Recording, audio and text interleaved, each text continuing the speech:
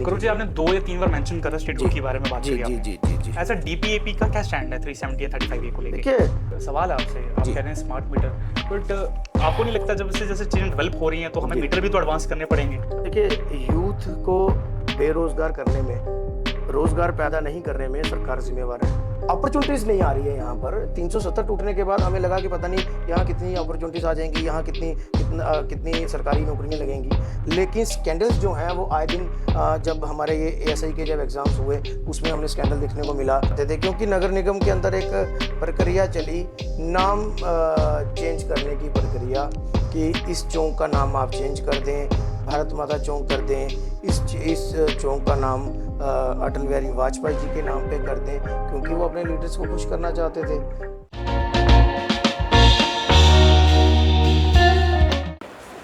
Hello and सबको प्यार भरी नमस्कार and welcome to straight talk with Rishabh. मैं हूं ऋषभ शर्मा। एक बार फिर से स्वागत है आपका हमारे नए एपिसोड में। और आज हमारे साथ जम्मू वेस्ट से मिस्टर गौरव चोपड़ा जी हैं। गौरव चोपड़ा जी एक्स कॉर्पोरेट भी रह चुके हैं और जम्मू अर्बन से डीपीएपी के डिस्ट्रिक्ट प्रेसिडेंट भी हैं। जी Gaurav ji, welcome to straight talk with Rishabh. कैसे हैं आप? धन्यवाद, बहुत बहुत धन्यवाद आपका। गौरव जी, कैसा चल रहा है अभी कैंपेन? अभी लास्ट के कुछ दिन चल रहे हैं एंड देख रहा हूँ सुबह से भागम दौड़ी तो चल ही रही है। How was your day and आज कहाँ कहाँ गए थे और क्या बातचीत हुई आज? आ, देखिए, इस वक्त तो दिन का और रात का नहीं पता चल रहा कि कहाँ कहाँ कंपेनिंग करने का हमें सौभाग्य भी प्राप्त हो रहा है। और मैं बड़ा खुशकिस्मत हूँ कि कुछ एरिया जो है हमारा, पोनीचक का, गोल गुजराल का, और रंजीतपुरा, कुछ इस तरीके के जो हमारे जो विलेजेस हैं, ये हमारे जम्मू वेस्ट के बीच में आए हैं, क्योंकि जम्मू वेस्ट एक बहुत बड़ा एरिया रहा है। आफ्टर डिलिमिटेशन ये एरियाज़ आए हैं और मेरे को वहाँ के लोगों से मिलने का मौका मिला, वहाँ गाँव में जाने का मौका मिला, वहाँ के जो हमारे किसान भाई हैं उनको मिलने का मौका मिला, क्योंकि वो एरिया पहले दमाना के बीच में था। और जानीपुर का एरिया, रूपनगर जो हमारा न्यू प्लाट का, सरवाल का एरिया जो था वो वेस्ट में था, वो एरिया जो है वो अब कट हो गया। और बहुत अच्छा रिस्पांस मिल रहा है लोगों का। लोग कांग्रेस और भारतीय जनता पार्टी की नीतियों से जो है वो बिल्कुल परेशान है। वो परेशान इसलिए हैं क्योंकि वही जो रिपीट कैंडिडेट्स और ओल्ड कैंडिडेट्स जो हैं वो लोगों के बीच में जा रहे हैं दोबारा दोबारा से। तो इसलिए लोग चाहते हैं कि यंग जो है वो यूथ आगे आए। और आपने जैसे भी बताया कि मैं एक कॉरपोरेटर भी रहा वार्ड नंबर 28 से, तो मैंने हर वो काम किए जो जम्मू के हित की थी। और मैंने सिर्फ वार्ड नंबर 28 के लिए नहीं लड़ाई लड़ी, मैंने पूरे जम्मू के लिए लड़ाई लड़ी है। आपने कॉर्पोरेट का नाम लिया, जी कॉर्पोरेटर थे आप। एज अ कॉर्पोरेटर आप 5 साल आपने काम करा, राइट? जी आपको क्या लगता है एज अ कॉर्पोरेट आपकी सबसे अच्छी अचीवमेंट्स और बेस्ट अचीवमेंट्स क्या थी जो सिर्फ वार्ड नंबर 28 के लिए नहीं, पूरे जम्मू के जी लिए आपने बहुत अच्छी अचीवमेंट्स अचीव करी हूँ? देखिए, वार्ड नंबर 28 से जब मैं कॉरपोरेटर था तो मेरे को बड़ी खुशी है कि एक मैंने ऑर्डर जो है वो इम्प्लीमेंट करवाया कि जब नगर निगम के अंदर जो लोग रिटायर हो जाते थे, रिटायर होने के बाद वो री एंगेज्ड किए जाते थे दोबारा से, वो एनजीओ के माध्यम से 12,000 की सैलरी में वो दोबारा से लोग जो हैं वो जम्मू नगर निगम के अंदर लग जाते थे। तो जब मेरे नोटिस में जब ये बात आई कि एक रिटायर आदमी जब उसने अपनी पेंशन ले रहा है, उसने उसका पीएफ है, उसने सैलरी ले ली, उसने अपने पूरी सर्विस जो है वो कर ली, उसके बावजूद भी उसको एनजीओ के माध्यम से जम्मू नगर निगम में लगाया जा रहा है। तो अगर यही लोग अगर काम करते रहेंगे तो हमारे पढ़े लिखे जो नौजवान हैं जिनको आज म्यूनसिपैलिटी में काम करने का मौका नहीं मिलता, तो यही अवसर था कि जब वो लोग रिटायर हुए तो उनके बदले में इंटरव्यूज़ हों। तो जब मेरे नोटिस में ये बात आई तो मैं फाइनेंस प्लानिंग कमेटी का भी मेंबर था। तो सबसे पहले मैंने वहाँ पे जो हमारी कमेटी थी, उन कमेटी मेंबर से मैंने उसे पास करवाया। उसमें मेयर साहब हमारे जो थे जम्मू नगर निगम के, वो चेयरमैन होते हैं उस कमेटी के, उन्होंने भी उस पर साइन किए। उसके बाद हाउस के अंदर से पास करवाया। और मुझे खुशी है कि 5 लोगों को मैंने डिसंगेज करवाया, क्योंकि मेरी कोई जाति उनसे दुश्मनी नहीं थी। मेरा सिर्फ ये मानना था कि अगर वो लोग उनको अगर निकाला जाएगा तो उनकी जगह नए बच्चों को, और वो वाकई हुआ। उसके बाद वहाँ इंटरव्यूज़ हुए और वो बच्चे आज अलग अलग विभाग में जो है म्यूनसिपैलिटी के वो काम कर रहे हैं। कोई कंप्यूटर ऑपरेटर में काम कर रहा है, कोई किसी और फील्ड में काम कर रहा है। तो मुझे खुशी है कि वो इम्प्लीमेंट मैंने ऑर्डर जो वो करवाया। उसके बाद जितने भी यहाँ पे मुद्दे हुए, चाहे वो स्मार्ट सिटी का मुद्दा हुआ, लोगों ने देखा कि स्मार्ट सिटी में किस तरीके से स्मार्ट सिटी का जो गंदा पानी है, नालों का गंदा पानी, वो लोगों के घर में आया, उसके लिए हमने लड़ाई लड़ी। फिर उसके बाद जो स्मार्ट मीटर्स जो लगाए गए हैं, क्योंकि मेरा ये मानना था बिजली हमारी, ज़मीन हमारी, डैम्स हमारे, उसके बावजूद भी जो स्मार्ट मीटर्स यहाँ पे लगाए, क्योंकि जो पुराने मीटर्स लगे थे वो अच्छे थे, यहाँ स्मार्ट मीटर लगाए क्योंकि मेरा ये मानना था कि वो बिजली हमें फ्री होनी चाहिए थी। नहीं फ्री होती, लेकिन पुराने वाले मीटर्स आप करते हैं, आप बाहर की स्टेटों को आप बिजली बेच रहे हैं। हमारे यहाँ जम्मू कश्मीर के अंदर हर परिवार की इतनी आमदन नहीं है, बीस बट हजार, गुरु जी, मैं 25,000 या 30,000। एक सवाल है आपसे। आप जी कह रहे हैं स्मार्ट मीटर, बट आपको नहीं लगता जब से जैसे चीजें डेवलप हो रही हैं तो हमें जी। मीटर भी तो एडवांस करने पड़ेंगे? देखिए, अगर हम जम्मू को कंपेयर करते हैं महाराष्ट्र के साथ, इंदौर के साथ, बेंगलोर के साथ, या दिल्ली के साथ, तो हम अभी उन स्टेटों से काफ़ी पीछे हैं, क्योंकि वहाँ रोज़गार बड़ा ज़्यादा है, वहाँ एडवांस टेक्नोलॉजी है। अभी हमारे यहाँ पे वो चीज़ें, हम कहते हैं हम हर चीज़ देने के लिए तैयार हैं, हम स्मार्ट मीटर लगाएं, आप टोल टैक्स लगाएं, आप प्रॉपर्टी टैक्स लगाएं, लेकिन उसके बदले में पहले फैसिलिटीज़ होते हैं हमें। जब आप फैसिलिटीज़ देंगे, आप जैसे यूज़र चार्जेस लेते हैं, 100 रुपीज़ लेते हैं पर मंथ पर हाउस से, जी। वो लोग हंसते हुए देते हैं, क्योंकि हमारे सफाई सैनिक जो हैं वो कोरोना के अंदर भी उन लोगों ने लोगों का काम किया, सफाई का काम किया। तो हालांकि वो लोग भी बीमार हो सकते थे, उनकी जान को भी खतरा था उसके बाद, लेकिन वो यूज़र चार्जेस देने में किसी को इतराज़ नहीं है। इसी तरीके से अगर हम हर फैसिलिटी लोगों को देंगे, हम प्रॉपर्टी टैक्स लगाने की बात करते हैं, जब आप सीमेंट लेते हैं जीएसटी भरते हैं, सिरिया लेते हैं जीएसटी भरते हैं, तमाम वो टैक्स आप देते हैं। हमारे घर के लैंड टाइटल्स जो हैं वो क्लियर, डॉक्यूमेंट्स क्लियर नहीं है, जब उसे आप क्लियर करें, आप प्रॉपर्टी टैक्स लगाएं, एक लिमिटेशन उसकी रखें। दोहरा चरित्र जो भारतीय जनता पार्टी का, क्योंकि ये हाउस के अंदर, नगर निगम के अंदर हमने पास करवाया, वहाँ भारतीय जनता पार्टी के प्रेसिडेंट भी थे, उनके जनरल सेक्रेटरी थे, उनके मेयर, डिप्टी मेयर सभी थे, और हमने जब कहा सभी कॉरपोरेटर्स ने कि प्रॉपर्टी टैक्स जम्मू कश्मीर में या जम्मू के अंदर नहीं लगेगा, तो उस वक्त इन्होंने एक्सेप्ट कर लिया। कर लिया। उसके बाद 3 महीने के बाद एडवाइजरी निकलती है, मनोज सिन्हा जी हमारे जो एलजी हैं, वो एडवाइजरी निकालते हैं कि कमर्शियल में 6% होगा और रेजिडेंशियल में 5% होगा। तो ये लड़ाइयाँ जो हैं हमने लड़ी इस तरीके के कि आप फैसिलिटीज़ जो है वो दीजिए, उसके बाद जो है आप हर चीज़ कीजिए। अब जैसे हमने टोल प्लाजा के ऊपर लड़ाई लड़ी, हमारे युवा राजपूत सभा के साथियों ने लड़ाई लड़ी, और एक जायज़ डिमांड के ऊपर लड़ी कि अगर रोड टूटी हुई है, रोड नहीं है, फ्लाईओवर वहाँ का टूटा हुआ है, इतना लंबा लोगों को कट लेके जाना पड़ता है, तो टोल काहे का देना है? आप रोड बनाएं, कनेक्टिविटी बनाएं, ब्लैक टॉपिंग हुई हो तो टोल भी देंगे, रोड का टोल भी देंगे। तो ये तमाम जो मुद्दे थे, इनके ऊपर जो है वो हमने फाइट की।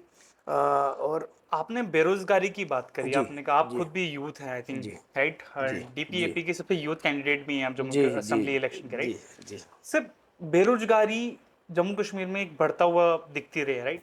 कोई इस पे वोकल नहीं हो पाता है। भाजपा कहती है हम कुछ करेंगे, अभी हमारी गवर्नमेंट बनेगी तो हम उसका ये 5 लाख नौकरियां दे देंगे, 50 लाख नौकरियां दे देंगे। तो how you feel this blank जो इतना सा 10 सालों के बीच में हो चुका है, राइट? गैप्स आ चुका है। कितने सारे यूथ जो आज भी मेहनत कर रहे हैं बट उनके पास राइट अपॉर्चुनिटीज नहीं है ताकि वो उनको अचीव कर पाए। तो एज अ यूथ क्या देखिए, बोलना चाहेंगे आप? कौन जिम्मेदार है इस चीज का? देखिए, यूथ को बेरोजगार करने में, रोजगार पैदा नहीं करने में सरकार जिम्मेवार है, क्योंकि सरकार चाहे वो किसी भी पार्टी की हो, उनका पहला कर्तव्य ये होना चाहिए कि हमें अपने पढ़े लिखे नौजवान साथियों को, पढ़े लिखे यूथ को जो है वो रोज़गार जो है, यहाँ जम्मू के अंदर पे स्केल भी इतना कम है प्राइवेट, कि मजबूर हो जाते हैं बच्चे नशे की तरफ बढ़ने, क्योंकि वो डिप्रेशन में चल जाते हैं। और जब एक बारी कोई साथी उनको ऐसा मिल जाता है जो उनको नशे की तरफ लेके जाता है, तो वो वहाँ चले जाते हैं। अपॉर्चुनिटीज़ नहीं आ रही है यहाँ पर। 370 टूटने के बाद हमें लगा कि पता नहीं यहाँ कितनी अपॉर्चुनिटीज़ आ जाएंगी, यहाँ कितनी सरकारी नौकरियाँ लगेंगी, लेकिन स्कैंडल्स जो हैं वो आए दिन जब हमारे ये एएसआई के जब एग्ज़ाम्स हुए उसमें हमने स्कैंडल देखने को मिला। बीएसएफ सीआईएसएफ के बच्चों के इंटरव्यू हुए उसमें स्कैंडल देखने को मिला। पेपर यहाँ पे लीक हुए। तो तमाम जो बच्चे हैं वो प्रोटेस्ट के ऊपर बैठे हुए थे। तो रोज़गार पैदा होने के बजाय एक स्कैंडल जो है, माफिया जो है, वो हावी हो चुका था बच्चों के ऊपर और आज भी वो लोग हावी है। आप देखें कि पिछले दिनों में कैंडल मार्च भी हुई। भिन्न भिन्न पार्टी के जो लीडर्स हैं वो बच्चों की स्पोर्ट में, स्टूडेंट्स की स्पोर्ट्स में आए, लेकिन इम्प्लीमेंटेशन नहीं कोई कुछ चीज़ हो रही। रोज़गार जो है अलग अलग डिपार्टमेंट में, अब अगर मैं बात करूं हमारे डेली वेजर्स की बात करूं, तो हमारे डेली वेजर्स भाई जो हैं वो डेली वेजर ही रिटायर हो गए। आप सोचिए उनका घर कैसा चलता होगा। ये मैंने तमाम मुद्दे जो हैं जे हमें इसके ऊपर फोकस करना पड़ेगा। इन बेरोजगारी के ऊपर सबसे पहले कोई भी सरकार बने, किसी की भी सरकार बने, डिवाइड एंड रूल की पॉलिसी जो है उससे ऊपर उठ के, क्योंकि नौजवानों को, यूथ को मज़हब में बांटते हैं, हिंदू मुसलमान में बांटते हैं, जम्मू कश्मीर में बांटते हैं, उसमें नहीं बांटना चाहिए। हमें इकट्ठे होकर एक मंच पे जम्मू के यूथ के लिए या कश्मीर के यूथ के लिए सोचना पड़ेगा। और जो लोग बोलते थे कि जम्मू में जब 370 तोड़ा गया तो कहते थे कि अब तो जम्मू को रोज़गार मिलेगा। मेरा पर्सनली ये मानना था, क्योंकि मैंने हाउस के अंदर ये स्टेटहुड का प्रस्ताव भी रखा। जम्मू के लीडर्स कहते थे, जो जिन्हें हम जयचंद कहते हैं, वो कहते हैं कि जम्मू के बच्चों का हक जो है वो कश्मीर के लोग खाते हैं। हमने कहा अच्छा ठीक है, कश्मीर के लोग खाते हैं तो अब 370 तोड़ दिया। तो मैंने कहा बताओ आपने कितना बड़ा काम कर दिया कि जो 15% का कंपटीशन था या 50% का जम्मू और कश्मीर के अंदर कंपटीशन था, आज तो ऑल ओवर इंडिया लेवल का कंपटीशन कर दिया। अब तो दिल्ली, मुंबई, महाराष्ट्र, हर स्टेट के जो है वो बच्चे यहाँ पे फॉर्म भरेंगे, फिल करेंगे। अब तो ले भी वो लोग नौकरी कर रहे हैं, क्योंकि ले में तो नौकरी करने जाते नहीं थे सरकारी नौकरी। अब तो वहाँ पे क्यों लेके जो है लीडर्स जो हैं वो राज्य का दर्जा मांग रहे हैं, वो वहाँ पे कहते हैं कि हमें अब यूटी नहीं चाहिए। तो यही तमाम चीज़ें हैं, क्योंकि ऑल ओवर इंडिया का जो लेवल का कंपटीशन यहाँ पे आ गया। हमारे बच्चों को ऑलरेडी नौकरियाँ नहीं मिल रही थी। अब तो हम भारतीय हैं, हिंदुस्तानी हैं, हम जम्मू, हम ये नहीं कहते कि हमें किसी, लेकिन कम से कम जिस राज्य में, जिस स्टेट में हम रहते हैं, उनके बच्चों को तो प्रेफरेंस मिलनी करूर जी, चाहिए। आपने 2 या 3 बार मेंशन करा जी स्टेटहुड के बारे में बात जी करी जी आपने। जी जी जी। ऐसा डीपीएपी का क्या स्टैंड है 370 या 35A को लेके? देखिए 370 जो है वो टूट चुका है, और 370 अब मुझे लगता नहीं है कि इसका कोई टॉपिक कहीं पे हमें जिक्र करना चाहिए। जैसे नेशनल कॉन्फ्रेंस तो कहते हैं कि अगर हमारी गवर्नमेंट देखिए बनेगी तो नेशनल हम। कॉन्फ्रेंस की करनी और उसमें बड़ा फ़र्क है। नेशनल कॉन्फ्रेंस को कश्मीर में ये बातें कर कर बेनिफिट हो सकता है। और आज जो है विधानसभा के चुनाव भी जो हैं वो सुप्रीम कोर्ट के कहने पे हो रहे हैं। लेकिन राज्य का दर्जा, हमारी स्टेट की एक डिमोशन हुई है। हमारी जो हंसती खेलती स्टेट, 200 साल पुरानी महाराजा हरि सिंह जी की जो स्टेट, क्योंकि जब भारत सरकार के साथ जम्मू कश्मीर का विलय हुआ था तो वो एक स्टेट का विलय हुआ था, वो यूटी का विलय नहीं हुआ जी था। बिल्कुल। आज भारतीय जनता पार्टी के जो हमारे साथी हैं वो विलय दिवस मनाते हैं, आज वो यूटी दिवस मनाते हैं। तो हमारा जो राज्य का दर्जा था उसे वापस देना चाहिए, ताकि जो यहाँ पे इनजस्टिस हमारे बच्चों के साथ हो रहा है, हमारे स्टेट के लोगों के साथ हो रहा है, तो वो चीज़ें ना हो पाए। इसलिए हम चाहते थे, क्योंकि नगर निगम के अंदर एक प्रक्रिया चली, नाम चेंज करने की प्रक्रिया, कि इस चौक का नाम आप चेंज कर दें, भारत माता चौक कर दें, इस चौक का नाम अटल बिहारी वाजपेयी जी के नाम पे कर दें, क्योंकि वो अपने लीडर्स को खुश करना चाहते थे। और चीज़ों के ऊपर तो ज़्यादा फोकस नहीं था। तो कुछ हमारे भाई कहते थे कि जम्मू एयरपोर्ट का नाम चेंज कर कर गुलाब सिंह जी के नाम पे कर दें, जम्मू यूनिवर्सिटी का नाम चेंज कर कर महाराजा हरि सिंह जी के नाम पे कर दें। तो मैंने कहा आपको अगर जम्मू की इतनी परवाह है, हमारे जो राजा हैं उनकी आपको इतनी परवाह है, आपको डोगरों की इतनी परवाह है, तो क्योंकि ये हमारा हमारे उसमें दायरे में नहीं आती थी ये चीज़ें, क्योंकि कॉरपोरेशन में हर चीज़ एक लिमिटेशन थी। गलियाँ नालियाँ स्ट्रीट लाइटें हम उस लेवल तक थे, लेकिन ये लोग किसी कुछ और पॉलिसी यहाँ पे अडॉप्ट कर रहे थे कि कभी बोलते थे कि लाउड स्पीकर बैन कर दीजिए। मैंने उसके ऊपर भी लड़ाई लड़ी कि क्यों लाउड स्पीकर बैन कर दीजिए। लाउड स्पीकर सिर्फ मस्जिद के ऊपर नहीं होते, मंदिरों के ऊपर भी होते हैं, गुरुद्वारों के ऊपर भी होते हैं, रात को जागरण होते हैं, वहाँ पे भी लाउड स्पीकर लगाए जाते हैं, स्पीकर्स लगाए जाते हैं। क्यों बैन किया जाए?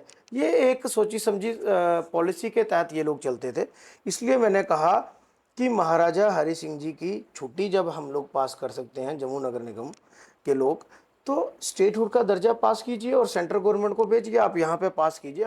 हम पास नहीं कर सकते, वो पार्लियामेंट का जो है वो डिसीजन है, वो सुप्रीम कोर्ट उसमें इंटरफेरेंस कर सकता है, जम्मू नगर निगम नहीं कर सकता था। तो मैंने कहा कि अगर आप छुट्टियां पास कर रहे हो, आप नाम चेंज कर रहे हो, तो आप राज्य का दर्जा पास कीजिए। वहाँ पे जो कुछ हमारे भारतीय जनता पार्टी के जो कॉरपोरेटर थे वो कहने लगे कि इससे आतंकवाद खत्म हो गया। कौन सा आतंकवाद खत्म हुआ? कश्मीर में टारगेट किलिंग चल रही है और जम्मू जो आज आतंकवादियों का हब बन चुका है। कितनी आतंकवादी गतिविधियां जो हैं यहाँ जम्मू में हो रही हैं। तो इस तरीके की ये डिप्लोमेटिक जो बातें ये लोग करते थे, तो उसमें मैंने रखा और मेरा प्रस्ताव इन्होंने खारिज किया। और मेरे को जिस दिन मौका मिला प्रधानमंत्री जी से मिलने का और अमित शाह जी से मिलने का, क्योंकि ये अभी कहते हैं कि हम स्टेटहुड वापस देंगे, तो मैं उनको पूछूंगा कि आप स्टेटहुड देने की बात करते हैं, लेकिन जो आपके पार्षद थे बीजेपी के, उन्होंने तो हमारा स्टेटहुड का जो दर्जा है, क्योंकि वो ऑन रिकॉर्ड है और वो मीडिया में भी आया है कि उन्होंने हमारा दर्जा जब हमने मांगा तो उन्होंने खारिज कर दिया। उन्होंने कहा हमें स्टेटहुड नहीं चाहिए। ये बीजेपी वालों ने कहा, बीजेपी के कॉरपोरेटर्स ने, मेयर डिप्टी मेयर ने कहा कि हमें स्टेटहुड नहीं चाहिए। मैंने प्रस्ताव लाया था, मेरे साथ अपोजिशन के कॉरपोरेटर खड़े रहे और उस वक्त उन्होंने हमारे साथ गाली गलौज की वहाँ पर। तो आज गुलाम नबी आज़ाद साहब का ये स्टैंड है कि हम ज़मीन का जो है हमें हक मिलना चाहिए, हमें जॉब्स गारंटीज मिलनी चाहिए, हमें राज्य का दर्जा वापस मिलना चाहिए। आपने कहा कि गुलाम नबी आज़ाद साहब का भी नाम लिया आपने, जी बट मैं ऐसा जानना चाहता हूँ एज अ ब्रॉड वे में जम्मू कश्मीर की बात करें, एज अ डीपीएपी की ब्रॉड विजन क्या है? और साथ में अगर आप जीतते हैं, डीपीए के काफ़ी सारे कैंडिडेट अगर जीत के आते हैं, जी तो किसके साथ गठबंधन करके सरकार बनाने में हेल्प करेंगे आप? देखिए, गठबंधन वो तो गुलाम नबी आज़ाद साहब बता सकते हैं एज अ कि एज अ पार्टी मेंबर्स नहीं। आपका भी कुछ अपनी चॉइस देखिए, होगी। वो मेरे बड़े सीनियर लीडर हैं।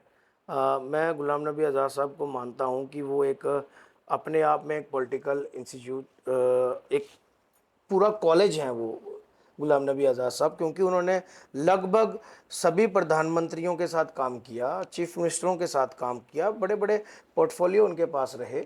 तो ये सब चीज़ें जो हैं वो हमने आज़ाद साहब के ऊपर छोड़ी हैं, क्योंकि हम इस चीज़ में नहीं पढ़ते और मेरा इतना पॉलिटिकल कद भी नहीं है उनके आगे कि मैं ये सारी बातें डिस्कस करूं।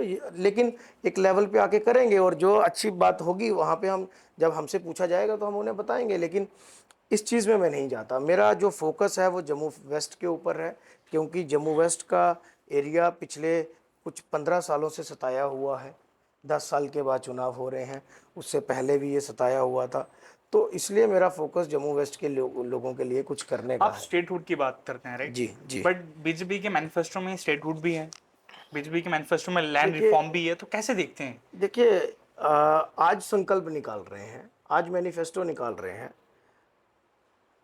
बट जब मैं स्टेटहुड हाल ही मैं में अमित शाह जी की रैली में मैंने सुना कि उन्होंने जी कहा कि जब ये प्रस्ताव 370 का लाया गया था सदन जी में, जी उनका कहना है कि मैंने उसी टाइम कहा था कि जब वक्त आएगा तो जम्मू एंड कश्मीर में फिर से स्टेटहुड दिया जाएगा। देखिए, वो वक्त कब आएगा? वो वक्त चुनाव कराने से पहले आना चाहिए था। आज मैनिफेस्टो में डाल रहे हैं। मैनिफेस्टो में डालने से क्या होता है? अगर आपको वाकई ही जम्मू कश्मीर को राज्य का दर्जा वापस करना था तो आप करते, आप इलेक्शन से पहले करते।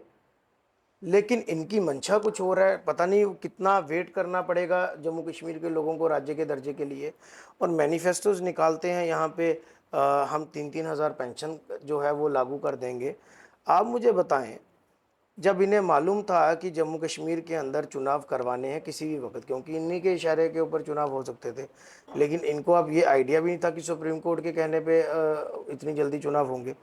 तो अगर आपको चुनाव करवाने थे तो आप यहाँ पर पहले ही बोलते कि हम 3-3 हज़ार रुपये देंगे। आप 10 दिन जब इलेक्शन में बचे तो क्यों मैनिफेस्टो निकाल दिया? आज आपने हर उस माँ की, विडो माता की, बहन की पेंशन जो 1,000 रुपया मिलती थी, आपने उसे बंद कर दिया। जिसके सर के ऊपर उसके घर वाले का साया नहीं रहा, हाथ नहीं रहा, वो माँ, वो बहन कैसे जीती होगी? आपने हमारे जो ओल्ड एज पेंशन, आपने बुज़ुर्गों की पेंशनें बंद कर दी, उनकी उसी 1,000 रुपये से उनकी दवा आती थी, उनका जो है राशन आता था, ये तमाम चीज़ें आपने बंद कर दी। और आपने कहा कि बीपीएल, आज मैं एक जगह कंपेनिंग करने के लिए गया था तालाब तिल्लो बोड़ी में, तो वहाँ इतना स्लम एरिया था, वहाँ उनके बीपीएल कार्ड नहीं बने हुए। बीपीएल की जो हर इंसान जो है वो बीपीएल की कैटेगरी में फॉल नहीं कर सकता। तो ये चीज़ें पहले आपको निकालनी चाहिए थी, इसलिए मैंने कहा कि भारतीय जनता पार्टी की करनी और कथनी में बड़ा फ़र्क है। सर जम्मू वेस्ट की बात करें, जी, जम्मू वेस्ट में आपके अगेंस्ट जो खड़े हैं बीजेपी के, जी, काफ़ी जी, जी, बड़े नाम है उनका भी। जम्मू वेस्ट में बात की जाए, भाजपा के अलावा सिर्फ आपका नाम आ रहा है। जी। आपको क्या लगता है जम्मू वेस्ट के सबसे बड़े मुद्दे क्या हैं, और अगर आप जीतते हैं तो वो कैसे हल करेंगे? देखिए, जम्मू वेस्ट में सबसे बड़ा जो मुद्दा है वो बेरोज़गारी है। और जम्मू वेस्ट में हमारे ट्रांसपोर्टर्स बड़े ज़्यादा रहते हैं, चाहे वो हमारे ड्राइवर कनेक्टर भाई हों, मेटाडोर चलाने वाले हों, बस चलाने वाले हों, ऑटो चलाने वाले हों, ट्रक चलाने वाले हों, जो ट्रांसपोर्टर जितने भी हैं, उनके एक बड़ा गंभीर मुद्दा है। जब हमारा एक ड्राइवर भाई या हमारा कोई कनेक्टर भाई, उनकी एक टाइम पे आके उनकी आईसाइट वीक हो जाती है, वो गाड़ी नहीं चला पाते, चाहे वो मैटाडोर चलाने वाले हों, चाहे बस चलाने वाला हो, चाहे वो हमारा जो है ऑटो चलाने वाले हों, जो उनके लिए कोई रिटायरमेंट पॉलिसी नहीं है, वो अपना घर कैसे चलाते होंगे? आज काले ऑटो एक, क्योंकि ट्रांसपोर्ट कंपनी जो है एक प्राइवेट लिमिटेड कंपनी थी, आज स्मार्ट बसेस चल पड़ी हैं, आज ई रिक्शा चल पड़ा है, और जो काले ऑटो वाले थे हमारे भाई, वो आज बेरोज़गार हो चुके हैं। जो तो लोकल चलाता होगा वो तो ठीक है, लेकिन जो यूपी बिहार के लोग, जो बाहर के लोग आकर यहाँ पे अपनी मोनोपोली बना रहे हैं जम्मू कश्मीर के अंदर, खास करके जम्मू के अंदर, जम्मू वेस्ट के अंदर, वो एक बड़ा गंभीर मसला है। उसके ऊपर इनका, लोगों का किसी का फोकस नहीं जाता। हमारे जो किसान भाई हैं उनके ऊपर इनका फोकस नहीं जाता। तो इन तमाम चीज़ों के ऊपर जो है हमें फोकस करना पड़ेगा, यूथ के ऊपर फोकस नहीं जाता। बड़ी लंबी लंबी पगड़ियाँ पहनकर अवेयरनेस कैंप लगाने से क्या आप कहेंगे कि जो है वो यूथ को हम नशे से दूर कर सकते हैं, या यूथ को हम यहाँ पे रोज़गार दे सकते हैं?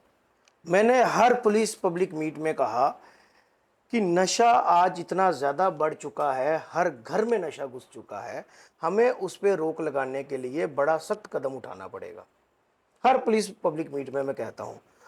तो उसके लिए कदम ये उठाना पड़ेगा कि जो भी ड्रग माफिया है, जो मेन उनका पिलर है, जब पुलिस उसे पकड़ती है उसका फ़ोटो हर चौक में बड़े साइज़ में लगाना चाहिए, और उसके नीचे लिखना चाहिए कि ये ड्रग माफिया है, ये ड्रग डीलर है, अपने बच्चों को इस बंदे से, इससे बचा कर रखें, ताकि लोगों को पहचान हो। वो कहते हैं जी वो सुसाइड कर लेगा, मैं कहता हूँ ऐसे आदमी को सुसाइड नहीं, उसको फांसी पे लगा दो, उसे गोली मार दीजिए। जो ड्रग माफिया, जो ड्रग डीलर हमारे घरों के अंदर जहर बेच रहा है, हमारे बच्चों को खराब कर रहा है, छोटी छोटी पीढ़ी को खराब कर दिया, उसे उसकी सुसाइड हमें मंजूर है, उसे गोली मार दें, उसे फांसी लगा दें। ऐसी चीज़ों के ऊपर हमें जो है कार्रवाई करनी पड़ेगी, ऐसे कठोर कानून हमें लाने पड़ेंगे, ना कि ये कानून लाने पड़ेंगे कि हमारे बच्चे जब कहीं बाजार कुछ लेने के लिए जाते हैं तो हमारे कुछ ट्रैफिक कर्मी जो हैं हमारे भाई, वो चोरी से पीछे से मोबाइल से उनकी फ़ोटो खींचते हैं और चालान उनके घरों में आ जाता है। इन चीज़ों से डेवलपमेंट नहीं कर सकते, इन चीज़ों से आप रोज़गार पैदा नहीं कर सकते, इन चीज़ों से आप डर, एक दिमाग में डर नहीं बिठा सकते कि हेलमेट पहने। अगर आपको वाकई बच्चों को हेलमेट पहनानी है, आप उनके पेरेंट्स को बुलाएं, उनके पेरेंट्स को फाइन करें कि आपकी नालायकी की वजह से आपके बच्चे की जान जा सकती है। इस तरीके के कानून लाने पड़ेंगे हमें, ना कि ये लुका छुपी वाले जो है काम ये करने पड़ेंगे। आपने लॉ कानून लाने की बात करी। जी, जी, गुरु जी आप यंग भी हैं, फिर से मेरा एक सवाल है, आपको नहीं लगता है जब हम एक जॉब्स बांटने की बारी आती है जॉब्स के लिए, जी तो हम बड़ी बड़ी एजुकेशन बता देते हैं कि ग्रेजुएट होना चाहिए, बेसिक क्वालिफिकेशन ग्रेजुएट होना चाहिए। जी आपको नहीं लगता असेंबली इलेक्शंस के लिए जो भी एमएलए कैंडिडेट्स हों, जी। उनके लिए भी एक बेसिक एजुकेशन होनी चाहिए, ग्रेजुएशन? देखिए, ये बड़ा अच्छा आपने एक क्वेश्चन किया है। अ, इस बात पे मुझे एक बात भी याद आई। जम्मू नगर निगम के अंदर एक प्रस्ताव पास हुआ कि जो भी कॉरपोरेशन की इलेक्शन लड़े वो ग्रेजुएट होना चाहिए। लेकिन अगर मैं हिंदुस्तान के संविधान की बात करूं, बाबा भीमराव अंबेडकर जी की अगर मैं बात करूं, हमारा बहुत महान और बहुत बड़ा हमारा जो संविधान है, जिसे बड़ा पवित्र हमारा संविधान है, ये उसे एक चैलेंज होगा। जो व्यक्ति वोट डालना जानता है वो चुनाव लड़ने का अधिकार भी उसे होना चाहिए। लेकिन उसके बीच में एक चीज होनी चाहिए कि उसको पॉलिटिक्स की समझ, उसको उसके फील्ड की समझ होनी चाहिए, उसको एक्सपीरियंस होना चाहिए इन चीज़ों के। इसके ऊपर हम बात कर सकते हैं। अगर हम कहें कि एलएलबी हो, एमबीए हो, और वही जो है, जो इंसान एलएलबी कर लेगा, एमबीए कर लेगा या बड़ी और कोई हाईली क्वालिफिकेशन कर लेगा, तो वो क्या कॉरपोरेटर बनेगा? वो क्या एमएलए बनेगा? वो क्या एमपी बनेगा? वो कोई और जॉब नहीं करेगा। मैं जानता हूं कि इस पॉलिटिक्स के अंदर कितनी मजबूरियां हैं, कितना कुछ है पॉलिटिक्स के अंदर। हमें उसे चेंज करना पड़ेगा। हम हिंदुस्तान के संविधान को चैलेंज नहीं कर सकते। हम इतने बड़े पॉलिटिशियन बट नहीं आपको बन नहीं लगता सकते। कि कुछ चेंजेस आनी चाहिए एक बेसिक मैंने मैंने ग्रेजुएशन बेसिस पे? मैंने इसलिए कहा कि कुछ चेंजेस आनी चाहिए। आप उसमें कुछ भी एक लिमिटेशन रखें जो पूरे हिंदुस्तान में लागू हो, ना कि जम्मू कश्मीर में लागू हो। अब गांव में अगर कहीं आप चले जाएं या कोई और ऐसा फ्रॉन्ग एरिया हो जहां पर लोगों की पढ़ाई लिखाई कम हो, तो वहां क्या वो लोग इलेक्शन नहीं लड़ेंगे? वहां क्या आप शहर से कोई आदमी देहात में भेजेंगे, वहां वो एमएलए बनेगा? बट आपको नहीं लगता आप कि आप मुझे बताएं कि अगर हम एक ऐसा गांव होगा या ऐसा एक बिछड़ा हुआ एरिया होगा जहाँ की बेसिक क्वालिफिकेशन भी बड़ी कम होगी, तो अगर ये कानून आ गया तो हम शहर से वहाँ पे एमएलए नहीं, भेजेंगे। आज के टाइम पे इसलिए तो मैंने कहा कि इस निर्णय के ऊपर बड़ा सोच समझकर और बड़ी स्टडी चाहिए, बहुत फोकस करना पड़ेगा, उसके बाद ये कानून लाए। अच्छी बात है, आपका क्वेश्चन बहुत अच्छा है और हम भी चाहते हैं, क्योंकि मैंने नगर निगम के अंदर भी देखा कि कुछ हमारे बेचारे कॉरपोरेटर्स थे, उनको नहीं पता होता था टॉपिक क्या चल रहा है, वो बात कुछ और बोलते थे। वो सिर्फ अपनी सफाई और अपनी गलियों नालियों तक ही रहते थे, तो उनको नहीं समझ आती थी। तो इसी तरीके से एक बेसिक क्वालिफिकेशन होनी ज़रूरी है, लेकिन हर इंसान उस कैटेगरी में फॉल करे ये ज़रूरी नहीं है। इसके ऊपर फोकस करना पड़ेगा।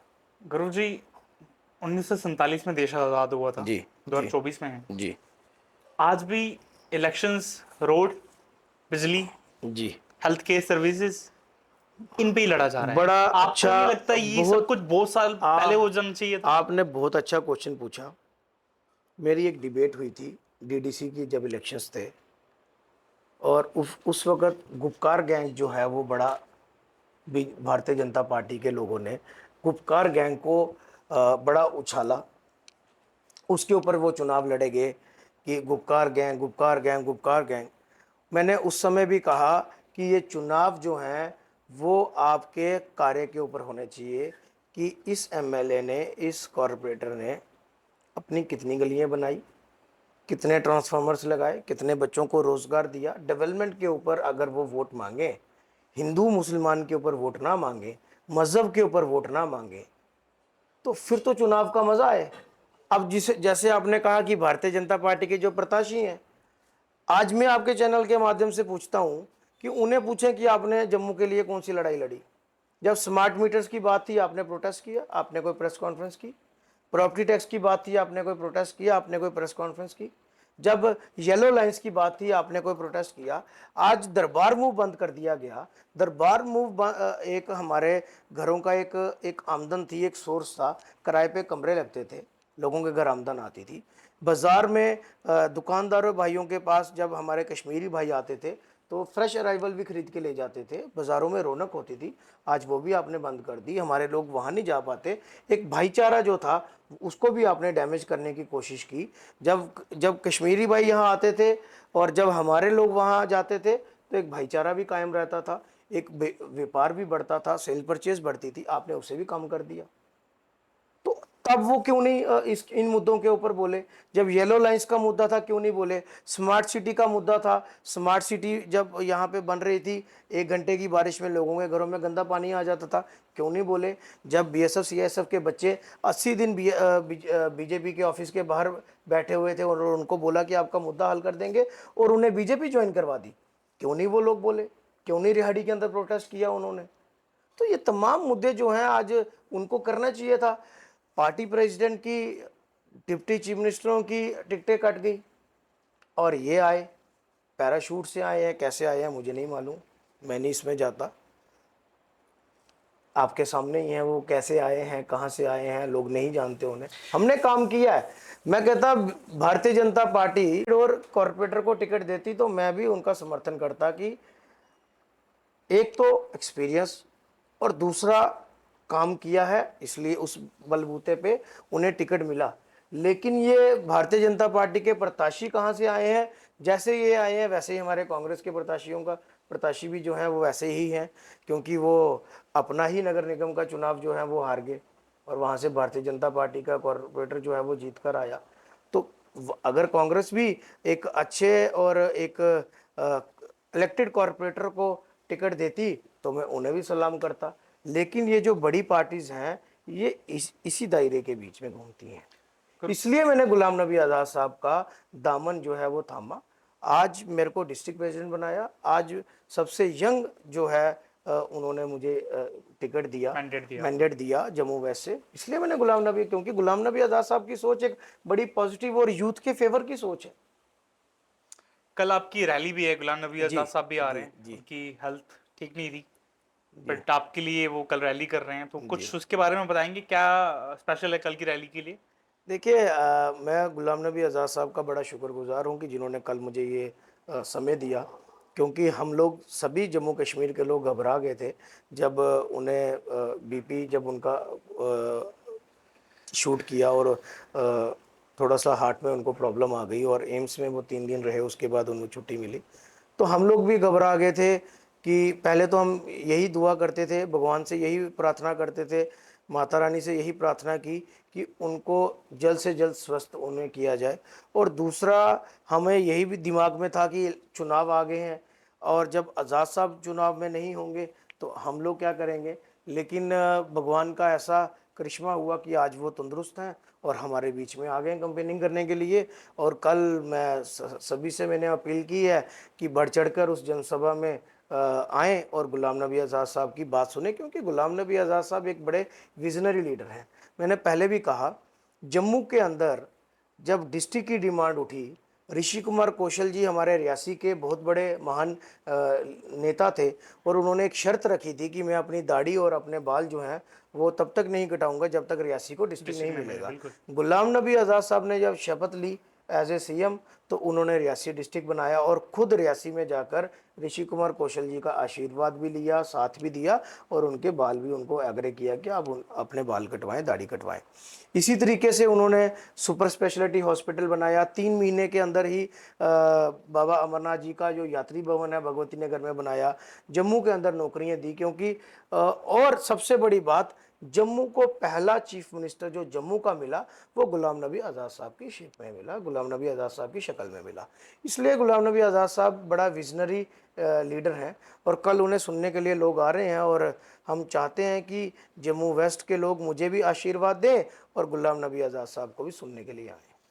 सर, जम्मू वेस्ट की बात करें तो ये काफ़ी अर्बन एरिया जहाँ लोगों की ज़रूरतें दिन ब दिन बढ़ती जा रही हैं, राइट? जी, आपको क्या लगता है कि क्या आज जनता की सबसे बड़ी डिमांड्स हैं जो आज जनता फिर से एक बार असेंबली इलेक्शंस में अपने विचार रख रही है? जब आप मिलते हैं उनसे, वो अपने बात रखते हैं कि यार हमें ये प्रॉब्लम्स हैं, अगर आप जीतना चाहते हो तो ये प्रॉब्लम्स को सॉल्व करना होगा। देखिए, सबसे पहले तो जो 3 मुद्दे हैं वो बहुत बड़े मुद्दे हैं। पेंशन का मुद्दा सबसे बड़ा मुद्दा है, क्योंकि मैंने जितना भी डोर टू डोर किया और जितनी भी जनसभाएं की, मैंने जितने लोगों से बात की, वहाँ बुज़ुर्ग भी आए, विडो माता भी आई। पेंशन का मुद्दा सबसे बड़ा मुद्दा था। उसके बाद जो बिजली के बिल इतने बड़े बड़े लोगों के बीच में आ रहे थे, वो मुद्दा सबसे बड़ा हावी मुद्दा है। क्योंकि मैंने पहले भी बताया कि पूरे घर की आमदन बड़ी कम है। अगर दो परिवार के बच्चे भी काम करते हैं, पेरेंट्स भी काम करते हैं, अगर माँ नहीं भी कर पाती तो फादर करता है, तो वो पूरे परिवार की आमदन 20,000, 25,000, 30,000 बनती है। यहाँ प्रीपेड सिस्टम के ऊपर हमने प्रोटेस्ट किया, उसे लागू करने की इन लोगों ने कोशिश की। बिजली के बिल आ जाते हैं, 8,000 बिजली का बिल आता है, 10,000 बिजली। जब 25,000 आपकी पूरे परिवार की आमदन है, 10,000 आपने बिजली का बिल दे दिया, आप कहाँ से एजुकेशन लेंगे, आप कहाँ से अपने घर में राशन डालेंगे, आप कहाँ से बाकी चीज़ों को जो है अपनी जो रिक्वायरमेंट है उसे पूरी करेंगे। और उसके बाद प्रॉपर्टी टैक्स की यहाँ पे लोगों के ऊपर एक जो थोपा जा रहा है। बेरोजगारी बड़ी ज़्यादा है, नौकरियों की अपॉर्चुनिटीज़ नहीं लोग बच्चों को मिल रही है। और आज एजुकेशन हब जो है वो एक प्राइवेट लिमिटेड बन चुका है, उसके ऊपर बात करने की ज़रूरत है। और जनरल कैटेगरी के ऊपर बात करने की ज़रूरत है कि उनका कोटा कम हुआ जा रहा है। हम किसी भी किस्म किस्म की आरक्षण के खिलाफ नहीं है, सबको उनका हक मिलना चाहिए। लेकिन जो जनरल कैटेगरी है वो भी जो है वो इतने ज़्यादा जो है वो सफ़र कर रहे हैं, तो वो इतनी हाईली क्वालिफिकेशन के बाद भी कुछ नंबरों से जब रिजर्वेशन आगे आती है तो वो बेचारे घर पे बैठे होते हैं। तो इन तमाम मुद्दों के ऊपर हमें बैठकर एक अच्छा निर्णय लेना पड़ेगा, इम्प्लीमेंट करना पड़ेगा कुछ जो जम्मू के और जम्मू वेस्ट के हित की बात होगी। हमें उसके ऊपर लड़ाई लड़नी पड़ेगी, चाहे उसके लिए किसी से भी लड़ाई लड़नी पड़े। आपने बेरोजगारी की बात करी, राइट? जी। आपको क्या लगता है, अगर रोजगार जम्मू वेस्ट में क्रिएट करना होगा तो क्या क्या नए नए प्लान्स लाने पड़ेंगे आपको? देखिए, जम्मू में सबसे पहले हमें गवर्नमेंट अपॉर्चुनिटीज़ जो हैं, गवर्नमेंट सेक्टर में जो हैं वो रोज़गार हमें पैदा करना पड़ेगा। वहाँ पे जितने भी हमारे डिपार्टमेंट्स हैं, उनके अंदर हमें रोज़गार पैदा करना पड़ेगा, डिपार्टमेंट्स को बढ़ाना पड़ेगा। मैं अगर क्योंकि मैं कॉरपोरेटर रहा हूँ तो मैंने एक चीज़ वहाँ पे देखी। 3 मंजिला हमारी बिल्डिंग है, कंप्यूटर सेक्शन, खिलाफर्जी जिसे हम इन्फोर्समेंट सेक्शन बोलते हैं, हेल्थ सेक्शन बोलते हैं, ऊपर से ट्रांसफ़र होती है नीचे, नीचे से होती है ऊपर। क्यों नहीं इसका दायरा बढ़ाया जाता? जम्मू नगर निगम का दायरा बढ़ाया जाता। कॉरपोरेशंस जो काउंसिल्स हैं उन्हें कॉरपोरेशन के बीच में लाया जाता और वहाँ पे रोज़गार पैदा किया जाता। बड़े बड़े ब्रांड्स जो हैं, बड़ी बड़ी इंडस्ट्रियाँ जो हैं वो यहाँ पे लाई जाती। आज बाहर से ही लेबर आ रही है। आज बाहर के लोग जम्मू के अंदर काम कर रहे हैं, रेडियाँ भी वही लगा रहे हैं, ट्रांसपोर्ट सेक्शन भी उन्होंने लोगों ने संभाल लिया हुआ है, लोगों के घरों में काम करने का भी बट गौरव उन्होंने जी, आपको संभाल लिया वो नहीं हुआ है। लगता है कि वो लोग यहाँ पे आके मेहनत करके काम कर रहे हैं? देखिए, मेहनत हमारे लोग भी करते हैं, तो वो अपॉर्चुनिटीज तो इक्वल है ना? उन्हें वहाँ उनका वो हक नहीं मिलता, उनको वहाँ उनको वो पैसे नहीं मिलते जो हमारे यहाँ पे जो लेबर एक्ट के तहत दिया जा रहा है। यहाँ जो अब आप घर बनाते हैं अपना, तो 850 रुपये आपको लेबर देनी पड़ती है, 950 रुपये आपको लेबर देनी पड़ती है।